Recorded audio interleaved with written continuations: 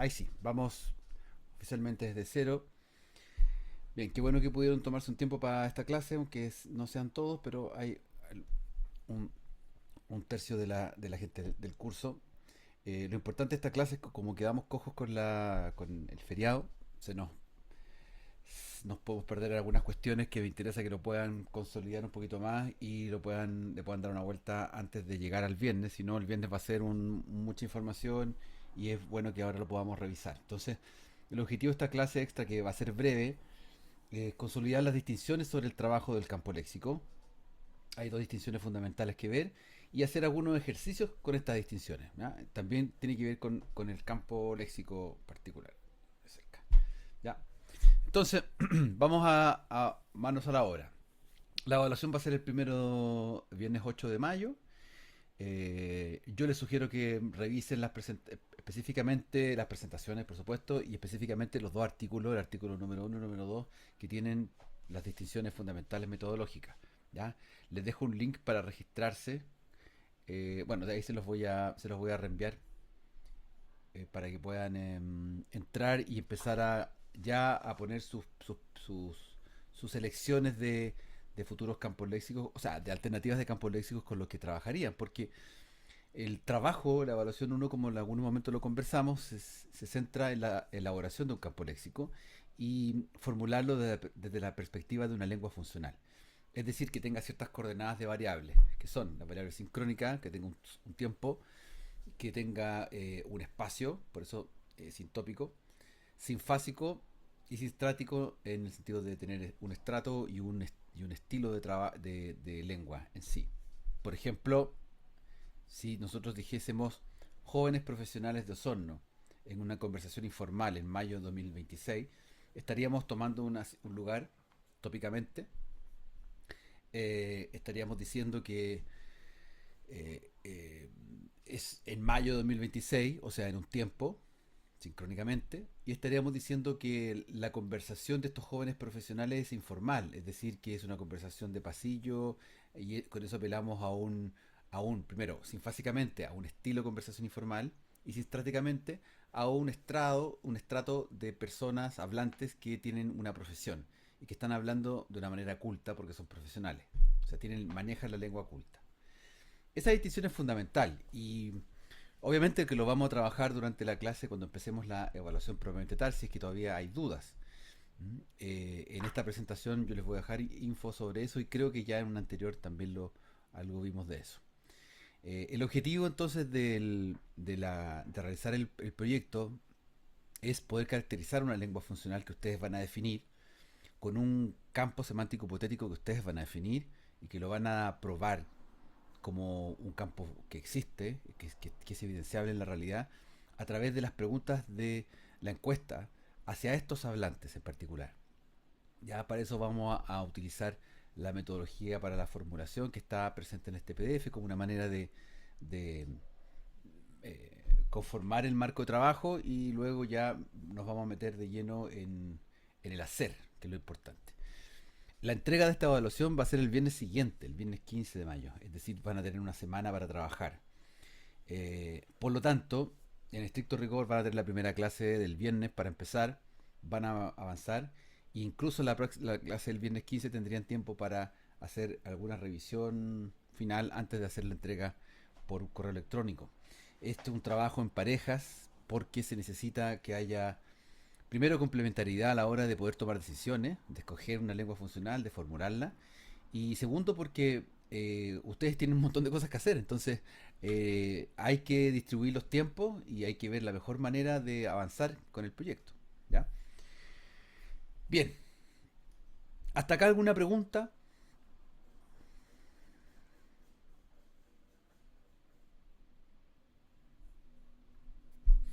Bien, entonces voy a pasar la última parte del tema de la sesión, perdón, de la unidad. ¿Ya? Bien, súper. Nosotros estábamos viendo los rasgos binarios y hoy día vamos a revisar algunos aspectos de los prototipos que algo habíamos tocado de eso. En la metodología de rasgos binarios, esto para recordar, nosotros lo que hicimos fue identificar un campo léxico a partir de los rasgos sémicos que identifican a las palabras. ¿Ya? ¿ya? Es decir, dijimos que un campo semántico es una hipótesis de trabajo, ¿ya? Porque nosotros decimos, por ejemplo, silla, sillón, sofá, taburete, puff, lo que sea, banco, del que está afuera en una plaza. Nosotros tomamos todos esos elementos y decimos, ok, esto debería funcionar en la mente de los hablantes. Es un campo semántico. Cuando le hacemos la encuesta a los hablantes declaran conocerlo y no solo eso, sino que definen los rasgos que tienen, de tal manera que se hace un campo léxico. Por eso es que cuando hablamos en alguna clase anterior de los aportes de la fonética y la fonología al estudio del campo léxico y hablamos de los rasgos de sonido, esa metodología fue traspasada al estudio de los campos léxicos para poder realizar una aproximación detallada de lo que es un campo léxico. De tal manera que eh, cuando armamos los prototipos de campos léxicos, recuerdan, hablamos de patineta, no sé si patineta, pero bicicleta, moto, scooter, qué sé yo. Tratamos de armarlo, de caracterizar cuáles eran todos los rasgos específicos que tenían unos con otros. O sea, teníamos rasgos que estaban presentes en cada una de esas palabras y rasgos que estaban ausentes o eran negativos, ¿ah? Eran opuestos. Eh, esa metodología entonces nos sirvió para hablar de los campos léxicos. Esa es la metodología binaria. ¿Ya? Entonces nosotros, ya teniendo eso en consideración, nosotros también, hay otra cosa que nos sirve mucho para estudiar los campos léxicos y que de hecho es tanto que nos sirve que cuando ustedes formulen la lengua funcional, cuando hagan las preguntas, redacten las preguntas para hacérselo llegar a un encuestado, lo más probable es que los encuestados van a tener algunas dudas sobre, o digamos, les van a entregar una información que ustedes no la van a encontrar incompleta. Y de repente ustedes lo que van a hacer es pedirles más especificación de contexto. ¿Ah? Como cuando tú te refieres, voy a inventar, palabras relacionadas con jugos con frutas. ¿Cuáles son? Ya, los hablantes van a decir palabras relacionadas con jugos con frutas. A ver, distínguelos. ¿Cuáles son cada uno? ¿Cuál es cada uno? A ver. Ya, bueno, no sé, tenemos jugo de fruta, el zumo, el qué sé yo. Ya, ok. ¿Pero estás seguro? ¿Hay alguna otra cosa que te permitiese distinguir mejor este tipo de jugo con respecto al otro? Y ahí es donde aparece la idea del prototipo. Que los hablantes lo que tenemos muchas veces es ciertas como concepciones sobre las palabras ligadas a un prototipo que define muchas veces o que es central para entender cómo se conforma un campo. ¿Ya? Entonces les voy a mostrar un ejemplo para que vayamos aterrizándolo. ¿Ya? Este es el famoso Guppy. Guppy. No sé si alguien lo conoce, si ha aficionado a la acuariofilia. ¿Ya? Estos bichos son peces, pero no muchas veces se catalogan como peces.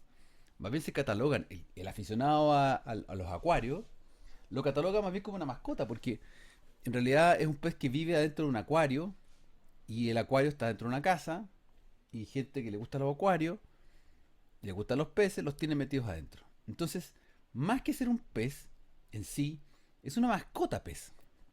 O sea, es el prototipo del pez mascota, en otras palabras. Por lo tanto, no es el miembro prototípico de un pez. O sea, si ustedes, yo les dije, dibujen un pez, no van a dibujar a este. Van a dibujar otra cosa, distinta. Van a dibujar, por ejemplo, van a dibujar a algo, a un parecido a una corvina, un pez chileno. Tampoco van a dibujar a Reineta, que es como una cosa redonda, que es como parecido a Doris de la película de Capitán Nemo, ¿ya? De Capitán Nemo, sí, no, Buscando Nemo se llama. ¿Ya? Entonces, si me siguen la idea, el prototipo va a tener que ver con algo que no necesariamente tiene las características definidas como, comillas, como léxicas. ¿Ah? De tal manera que, si vemos ahora el ejemplo del pájaro y el ave, perdón, el pájaro y el pingüino, nos vamos a encontrar que los dos son tipos de ave, pero el pingüino es como un ave marina. ¿No? Nada, no vuela, pero sigue siendo considerado más que pez, comilla, un ave marina. Entonces, aquí lo que nos encontramos es que el prototipo de ave va a ser el zorzal. En Santiago, las plazas, o en cualquier ciudad que tiene plazas nos vamos a encontrar con las palomas, la gente que vive en la playa se va a encontrar con las gaviotas, y esos van a ser los prototipos de ave. En cambio, el pingüino nunca va a aparecer como un prototipo de ave, es imposible. De tal manera que, si ustedes lo pensaran como en un círculo, en el centro de este círculo, nos vamos a encontrar con los prototipos centrales, matrices, ¿ya? Que para el caso de un ave va a ser, por ejemplo, una golondrina, una gaviota, o mucho más común, una paloma. Si vamos al sur, va a ser tal vez otra ave, ¿te fijan? Pero es muy difícil que sea un pingüino.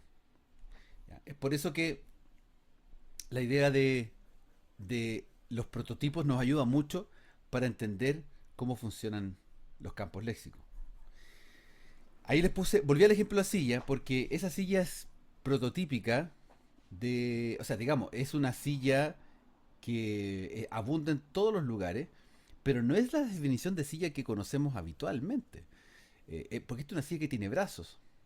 Esta es una silla de universidad, de un lugar de sesiones, de conferencias, que la inventaron propiamente para estos lugares en que por alguna razón se pensó que tener estos espacios así, donde hubiera algo donde apoyar el brazo, era importante para separar los espacios. Entonces fue un invento posterior, un invento más nuevo. Por lo tanto, no es el prototipo de silla, porque cuando lo definimos anteriormente en el campo léxico, así como mucho más amplio, la silla no tiene brazo. Entonces se transforma en un prototipo más periférico de lo que es una silla. ¿Me siguen? Nadie va a decir, eso que está ahí no es una silla. Nadie va a decir, oye, el campo léxico está malo porque esa silla tiene brazos y que no funciona. Nadie ni se va a dar cuenta incluso. Porque ya es parte del prototipo de silla. Es más periférico, pero es parte del prototipo de silla. Entonces, esta distinción es la que nos va a ayudar mucho a poder definir un campo léxico. Porque los hablantes tenemos en nuestra mente campos léxicos y a veces prototípicos. No necesariamente tenemos elementos definidos léxicamente. De hecho, muchas veces no. Eh, Prueba de eso es que si vamos a comprar herramientas a una tienda de herramientas, por ejemplo, estas grandes tiendas que venden herramientas de todo tipo, y uno no conoce las herramientas por su nombre, vamos a prototipar, vamos a pedir la herramienta que estamos buscando de acuerdo a algo parecido a un martillo, algo que sirva para destornillar y a la vez para hacer otra cosa. Vamos a empezar a definir de acuerdo a ciertas cualidades, pero no vamos a encontrar el nombre apropiado, técnicamente hablando, sino que vamos a asociarlo a lo más prototípico que tengamos. ¿Mm? Esa es la primera idea, entonces. De tal manera que, concebidas así las categorías léxicas, puede ser que nos encontremos con miembros que son prototípicos, centrales, que están al centro de, en el caso del ave, el pájaro como paloma, golondrina, etcétera, y otros periféricos que estén alejados del prototipo, como el caso del pingüino, que está totalmente alejado del prototipo, pero sigue siendo parte de la fuerza centrípeta que une todo esto, es el miembro prototípico. Entonces, para resumir esta parte, nos vamos a encontrar con que, por un lado, los rasgos binarios, que vimos en una clase anterior, donde teníamos un campo léxico definido por rasgos positivos y negativos, es propio, muy propio, de la construcción de un campo léxico estructurado, organizado, bien compuesto. Y por otro lado nos vamos a encontrar que hay aportes desde la semántica que nos permite entender ciertos significados, pero de acuerdo a categorizaciones de prototipo, no necesariamente a través de una definición léxica. Y esas dos cuestiones son complementarias en la organización del léxico. Ese es el mensaje final en esta parte. ¿Okay? Porque la semántica cognitiva lo que hace es que ve todo como si el léxico fuera un gran continuum. Como si por ejemplo, todos los tipos de pájaros fueran iguales y se repartieran algunas categorías, algunas características mínimas, pero todo lo concebido como pájaro es un gran continuum. Porque es una manera de pensarlo, de organizarlo en la mente. Y eso no tiene que ver estrictamente con palabras, sino que tiene que ver con una forma de concebir el significado. Eh, al momento de hablar y al momento de expresar y usarlos en palabras, es cuando desde niños, niñas, empezamos a organizar ese contenido semántico que está como un continuum. Entonces, es por eso que son dos movimientos que a veces se contradicen y a veces se complementan. ¿Ya? Entonces, nosotros lo que vamos a hacer es buscar campos léxicos desde una perspectiva netamente léxica y nos vamos a apoyar del prototipo para cuando sea necesario dirimir qué es lo que tiene en la mente el hablante. Miren, ensayemos esto. Aquí tenemos tres campos semánticos, digo yo, campos amplios, donde habría una serie de palabras que, llamémosle el lexema, que se usan, sabemos que existen, pero no sabemos cómo lo usan todos los hablantes. Nosotros podríamos ahora mismo, cada uno de ustedes, revisar. Por favor, les pido que escojan uno de tres y revisemos cómo podríamos eh, describir su forma, su función. Vamos a pensar que estamos haciendo un experimento de léxico, con formación léxica, con jóvenes universitarios que están ocupando la lengua Santiago de Chile el 4 de mayo de 2026 eh, y que como jóvenes universitarios manejan un lenguaje culto y manejan ciertas variantes formales e informales. En este caso vamos a ocupar la variante informal, porque no les quiero pedir que me den definiciones, sino que vean lo que a ustedes les parece que es cada cosa, cómo la identificarían. Entonces, si alguien escoge comunicación y lenguaje, ahí tienen hablar, decir, contar, explicar, preguntar. Me basta con solo esa. ¿Ya? Es ideal para poder trabajarlo en base a rasgos binarios, positivos o negativos. Y la otra, camisa, pantalón, zapatos, chaqueta, vestido, ropa, también puede enfocarse a rasgos binarios, pero también podría tener algunos elementos prototípicos. ¿Ya? El tercero, tal vez es el más complejo en cuanto a que, no digo que sea difícil de hacer, sino complejo en cuanto a distinguir los rasgos de sentido donde están.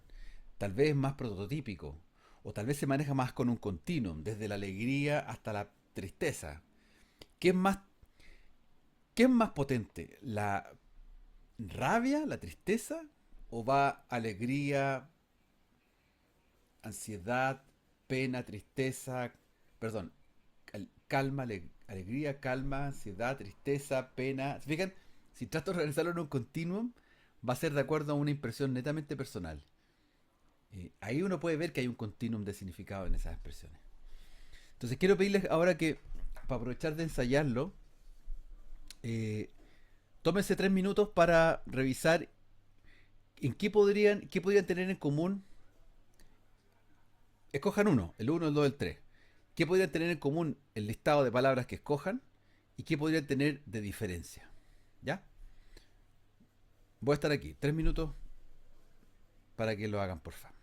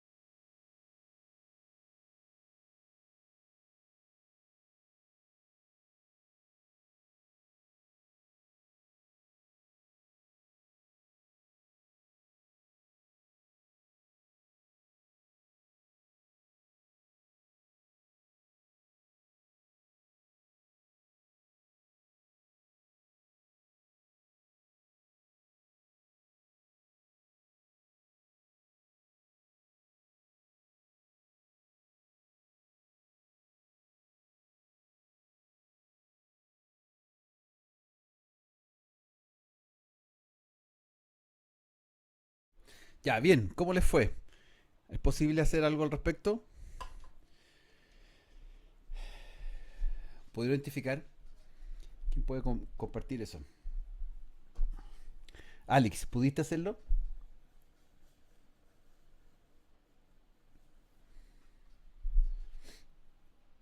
Sí, algo así. Sí, ¿podrías compartir, porfa, alguno de los que hayas escogido? Escogí el de comunicación y lenguaje Ya, muy bien. y siento que hablar es como muy general, como comunicarse Amplio, amplio, y ¿ya? por lo menos contar, siento que es cuando uno como que relata una historia, Claro, como, no sé cómo explicarlo, pero es como más a profundidad, no sé. ya. Em, em, mm, mm, mm. O sea, sí, como que todos, el rasgo en común es comunicar, pero como que lo que los diferencian es la intención. Ya. Mm, Todo sirve para eso. comunicar y debería, tú bien Ujú. dijiste, contar tiene que ver con un relato. Ahora, te pregunto, eh, ¿todos necesitan a alguien? ¿Necesitan a un otro?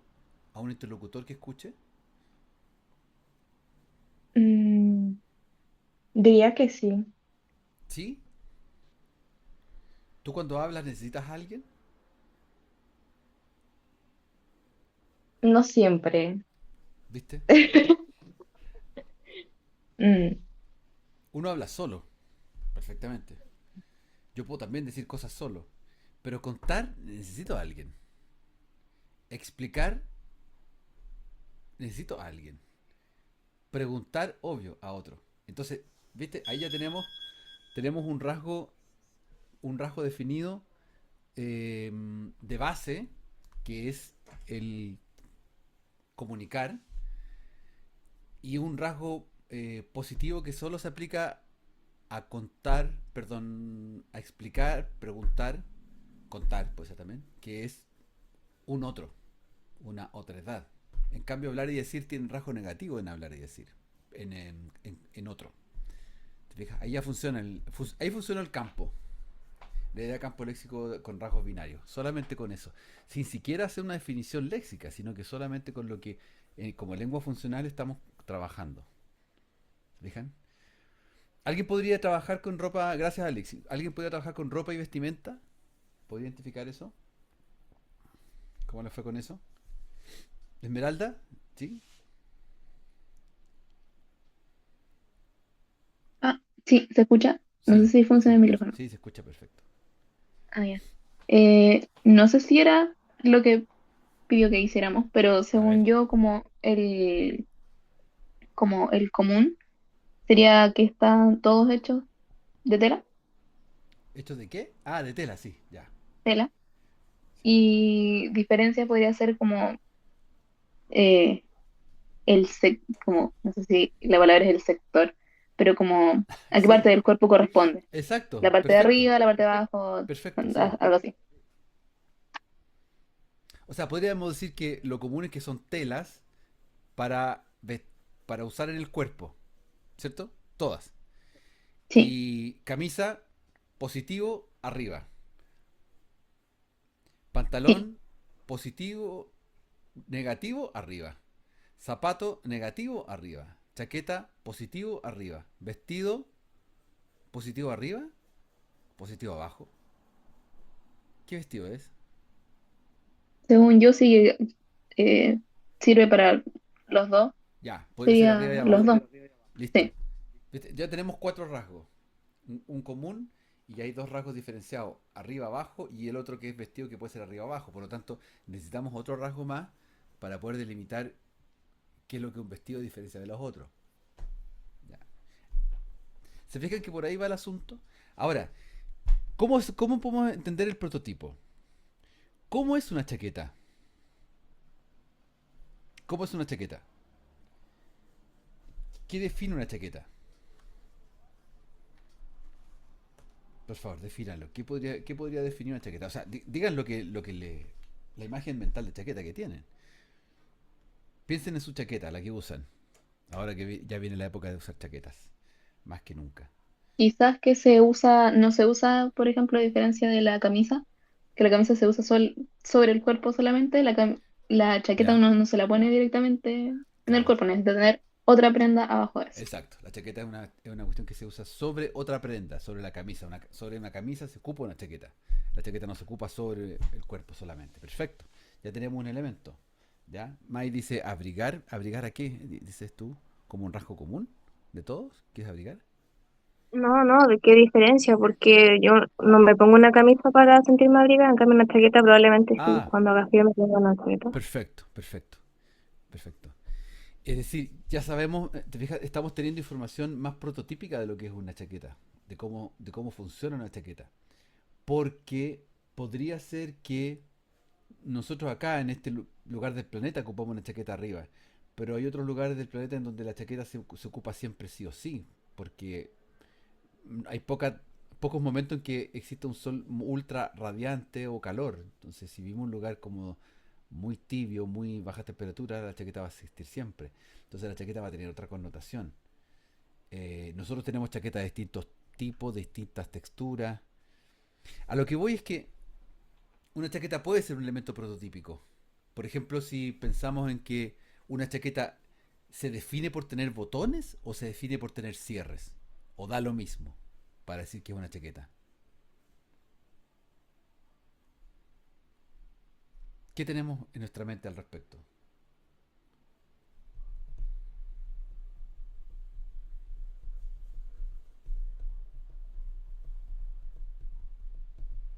La chaqueta que ustedes tienen tiene botones, tiene cierre, Quizás que es impermeable. que sea impermeable. ¿Y tu impermeable tiene botones, tiene cierre o ninguna de las anteriores? Es una completa. Eh, Tengo una que tiene cierre y una que tiene cierre y botones. Ya. Y las dos son chaquetas. A las dos les llamas chaqueta. Sí. O sea, si la vas a pedir a un local, quieres comprar una chaqueta con botones y cierre, o botones o cierre, vas a tener que decir, quiero una chaqueta, pero con cierre. O quiero una chaqueta solo con botones. O sea, la chaqueta, prototípicamente hablando, no es relevante que tenga botones o tenga cierre, sino que algo que te tape, que te abrigue, que esté sobre la camisa. Esa es como la idea. Bueno, en el fondo, este ejercicio lo que quiero mostrarles, o sea, más bien que ustedes se den cuenta del hecho de que es posible armar campos léxicos apoyándose de los rasgos sémicos que tienen las palabras dentro de un campo y también con ciertos prototipos, ciertas ideas preconcebidas sobre lo que es una cosa. Entonces, imagínense si dijéramos, le vamos a preguntar a una lengua funcional de hablantes de 65 a 80 años, ya pensando que 65 años ya es el momento de la jubilación, como tomando ese corte, gente que ya deja de trabajar a 80 años, eh, cuáles son las emociones y los estados afectivos que más utiliza y cuáles son las diferencias. Entonces, si le preguntamos a ese sector de hablantes, con esa edad, con ese estado del momento de su vida, sería interesante probar cómo funcionan las emociones y los estados afectivos. O, imagínense, que le preguntásemos, ¿cuáles son las palabras con las que tú le entregas afecto a tus seres queridos? ¿Cuáles serán esas palabras? ¿Serán palabras distintas a las que yo uso para manifestarle afecto a mis seres queridos? Por ahí va la gracia de estudiar campos léxicos. Que uno hace una apuesta por estudiar a un grupo de hablantes, ojo, no de personas, ojo, hablantes, aquí ellos son los que están determinando la manera en que se usa el significado, estos hablantes de ciertas edades, de ciertas ocupaciones, ciertos momentos relajados, generalmente los momentos informales más relajados donde aparece mejor el léxico, es ahí donde vamos a ir a consultar.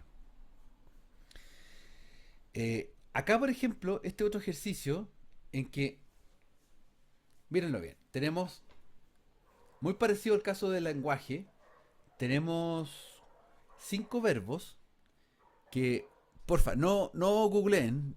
ya, no googleen el significado de nada. Vamos a tratar de hacerlo así nomás. Tenemos ver, mirar, escudriñar, contemplar y otear. Ya. Cada una de estas expresiones, de estos verbos, perdón, tienen que tener sema, deberían tener algún sema común, porque todos tienen que ver con la acción de ver, y deberían tener algunas diferencias. A ver, traten de pensar, si tienen ahí lápiz, papel a mano, como dibujar así, decir, a ver, ¿cuál sema sería el común y cuál serían los que distinguen a cada uno de estos verbos? Les doy un par de minutos para que lo hagan, por favor.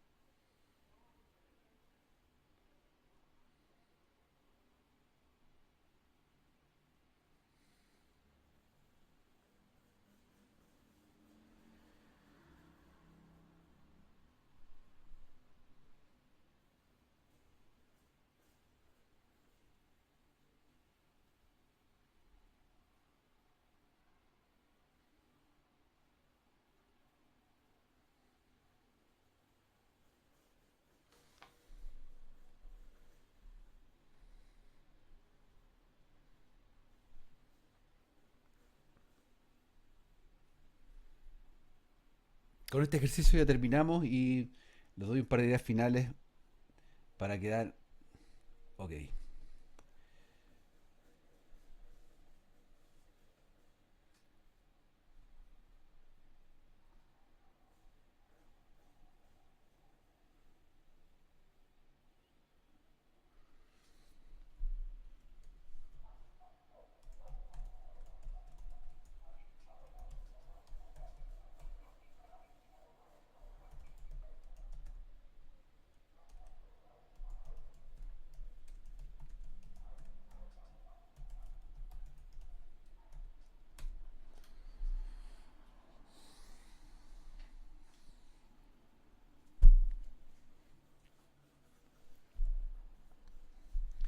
Ya, ¿cuál sería el sema común?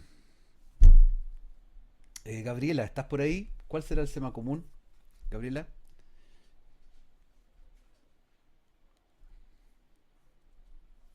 No importa si hay alguna palabra que no la manejen tan bien, no importa, pero lo importante es ocupar la intuición, como dice ahí la consigna.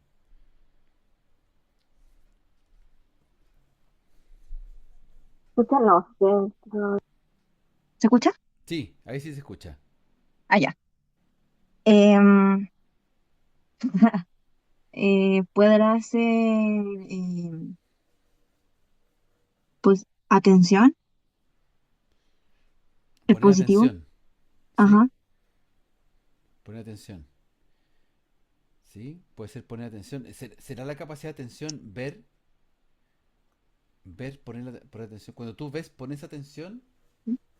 Por ejemplo, tú cuando estás en la mañana durmiendo y abres los ojos, tú ves, pero estás poniendo atención. Ah, No, porque fue lo primero no. que hiciste fue abrir los ojos. Entonces, el hecho de abrir los ojos, estás viendo, pero no estás poniendo atención. Entonces, tiene que ser algo más atrás. Ahí Mai puede percibir a través de la vista. Está poniendo en el chat. Eh, percibir a través de la vista. Sí. ¿Lo entiendes, Gabriela? ¿Cuál es la idea? De que tiene que ser algo más genérico. ¿Cuál será Eh, entonces si es más genérico? Chiquillos. Belén, ¿qué te parece que podría ser el más genérico? Había puesto con los ojos, pero no sé, la verdad. Ujú. Que a veces la cuestión es más simple de lo que parece, porque no es una definición propiamente léxica. ¿Se han fijado que a veces los diccionarios incluso dicen, hay una definición de algo y dice acción de, y ocupan el mismo verbo, la misma palabra, pero de otra forma? No sé si se han fijado en eso, que como que las definiciones son circulares, son redundantes en sí mismas. Y a uno le da rabia pensar que la definición es circular, es la misma. Bueno, eso tiene que ver con el hecho de que a veces las definiciones circulares lo que están queriendo decir es que hay un elemento muy, muy esencial. Por ejemplo, acá yo creo que todos los que tienen aquí, todas estas sememas que estamos hipotetizando que deben ser un campo léxico, deben tener la acción de ver, o el uso de la vista. Es muy básico. Todos tienen el uso de la vista. Mirar, ¿será igual que ver? Ahí sí, Gabriela, yo creo que estaría muy buena tu distinción. Porque ya mirar parece que no quiere decir lo mismo que ver. ¿Qué podría ser? Laura, tú que estás por ahí, ¿podrías comentar qué distinción podría ser mirar con respecto a ver?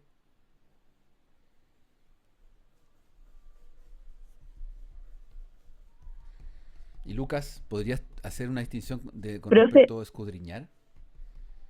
Sí, Laura, profe, diga. yo había notado que em, en uno de los temas podía ser que la acción estuviera como dirigida a algo a alguien, porque, por ejemplo, Sí, uno ve algo, mira algo, sí, escudriña como algo así, claro, sí. pero no estaba segura. Sí, podría ser que todo esté dirigido a un algo. ¿Mm? Ver algo. Claro, uno ver y mirar, por ejemplo, ver y mirar televisión lo ocupa como de una manera similar. Pero hay algún matiz entre ver y mirar que es distinto. Mirar tiene un matiz un poquito más direccionado. ¿Mm? Yo pensaba que em, mirar, es que no sé si al revés, pero que mirar tenía más una intención, Sí, como que ver era algo que hacíamos de manera involuntaria, exacto. porque es parte de nuestros sentidos como ser humano, Claro, y que mirar era algo que hacíamos como con una intención atentamente. exacto. Sí, totalmente. Eso por ahí ahí está dando distinciones sémicas que son relevantes para poder. Está entregando el rasgo sémico que permite generar la diferenciación entre ver y mirar. Ahora, escudriñar, yo los puse en un orden también un poco tendencioso, ¿ah? Porque como de menos a más los puse, como para intencionar en ustedes el ejercicio. Escudriñar tiene un peldaño mayor de profundidad, en el sentido que no es similar a mirar ni ver, contemplar tampoco tiene que ver con netamente mirar o ver, y otear tampoco tiene que ver necesariamente con mirar o ver. Todos son acciones de ver, vista, ocupar la vista y acción de ver, pero con distinta intencionalidad. Entonces, por ahí están los semas.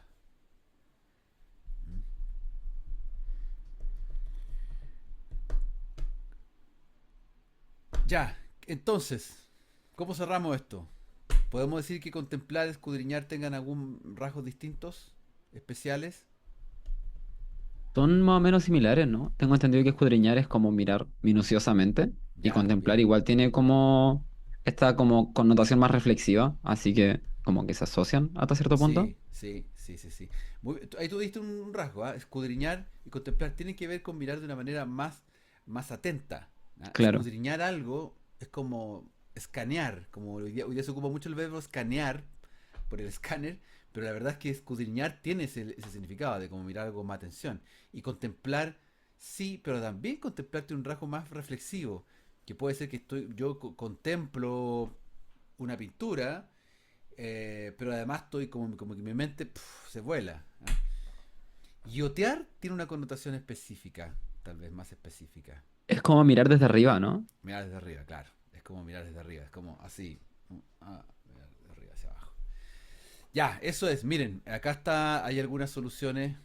Bueno, ahí están las preguntas típicas que hacemos en esta parte del curso. ¿Ah? Si es que hay un HCMEMA y si hay un Erchilexema, el eczematizado. Entonces, nos encontramos con la acción de ver, ya que puede ser un equivalente a acción de ver, acción de ver o usar la vista. Luego tenemos, ahí yo puse la alternativa, usar la vista. Luego tenemos la voluntariedad. Yo lo organicé de acuerdo a cómo me pareció. Fijan, voluntariedad en las cuatro. Ver no es voluntario porque como decía, yo despierto y miro el techo y ya no estoy no es netamente voluntario. Luego aparece con dificultad, que es escudriñar. Mira, ya con escudriñar, con este escaneo. Con detenimiento, contemplar y otear desde arriba.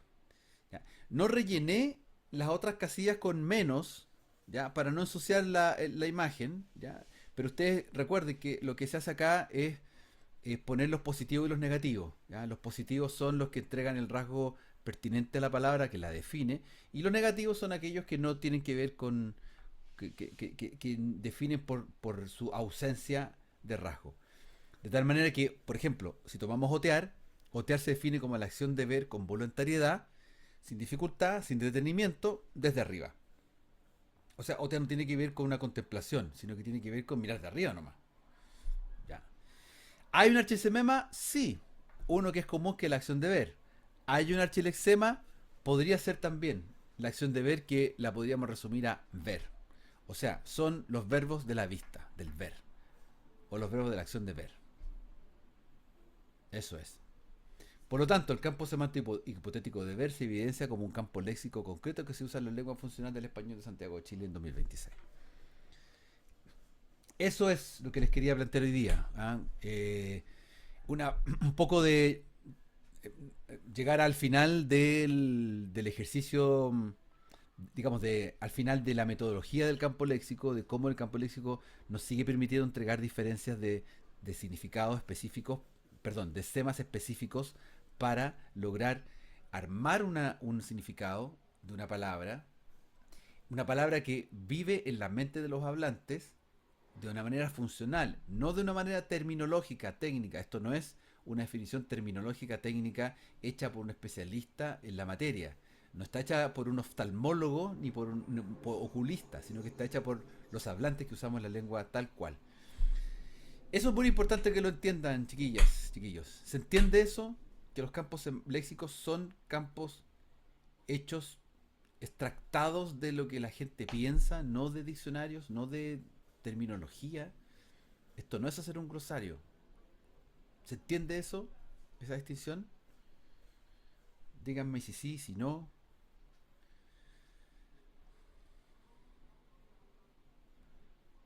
¿Ya? Sí. Bien. Muchas gracias. Hay dos personas que están contestando. De tal forma que, como conclusión de la unidad ya previo a la evaluación, es que tenemos entonces dos tipos de posturas diferenciadas de cómo se origina el léxico de una lengua. Una es a través del análisis componencial, es decir, de poder estructurar aquellos rasgos sémicos precisos que tienen las palabras, que se organizan en torno a un campo, y la complementariedad a esto, que es cuando usamos la semántica, que nos habla de ciertos prototipos de palabras que eh, eh, toman o reflejan un significado sin necesariamente estar supeditado a los rasgos sémicos, pero que así todo nos ayudan a entender cuál es el campo, el eje, como el campo gravitatorio del léxico. Por supuesto que estos dos elementos, tanto el análisis componencial como la semántica cognitiva, tienen sus pros y sus contras. Nada es perfecto, porque esto es teoría, es una metodología que se aplica a partir de una teoría. Y ya vamos a ver en la siguiente unidad cómo esto puede ser potenciado y con otra perspectiva. Entonces, hasta el momento, esto es lo que nos interesa saber y esto es lo que vamos a aplicar en la evaluación de la próxima clase. ¿Mm? Les dejo este ejercicio de previo para que lo piensen con las parejas respectivas, que ojalá lo puedan. Ahora mismo, al terminar la clase, les voy a mandar el correo con el link para que puedan entrar y puedan ya pensar, anotarse qué campo semántico les gustaría estudiar, ¿ya?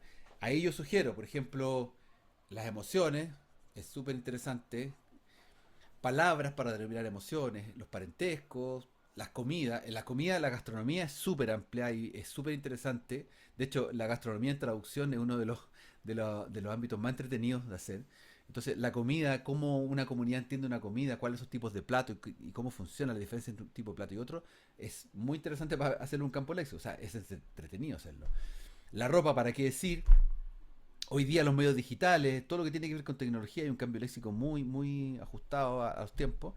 Y obviamente el registro tribal, o sea, cómo los subgrupos sociales trabajamos distintos tipos de palabras que nos permiten pertenecer a un lugar a otro. ¿Mm?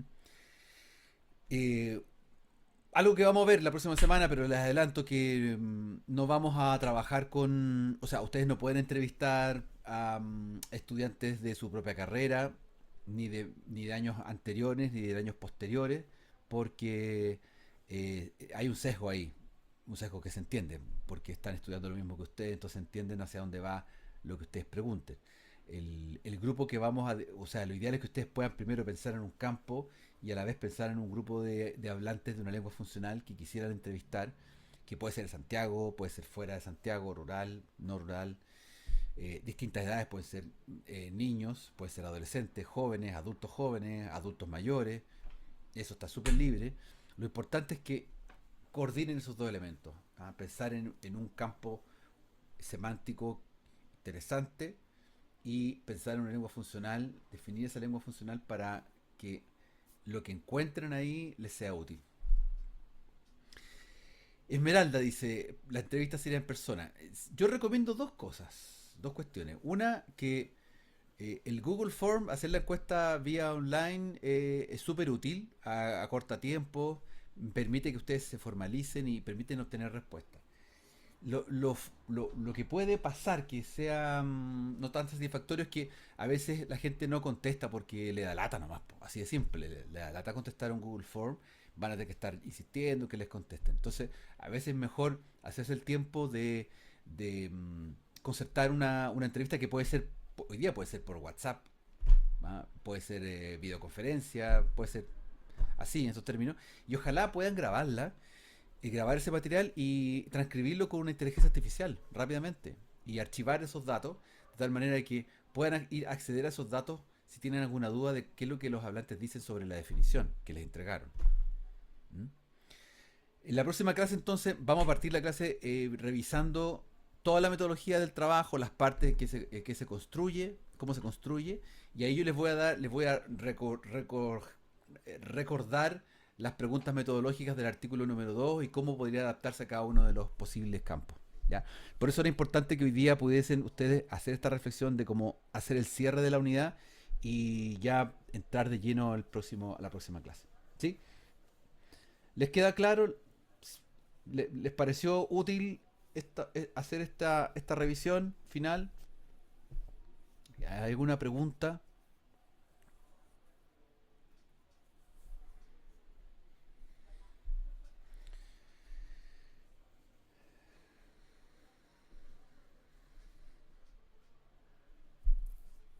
Maro, Gabriela, Grindeska está ahí. Luciano, ¿tienes alguna pregunta? ¿Te queda claro? Marcela, ¿no? ¿Todo bien? Ok. Ya pues, gracias por su tiempo, que todo ande bien, que tengan una muy buena semana y ya nos estamos viendo, ojalá, el próximo viernes, ¿ya? Chao. Chao, profe, nos vemos. Chao.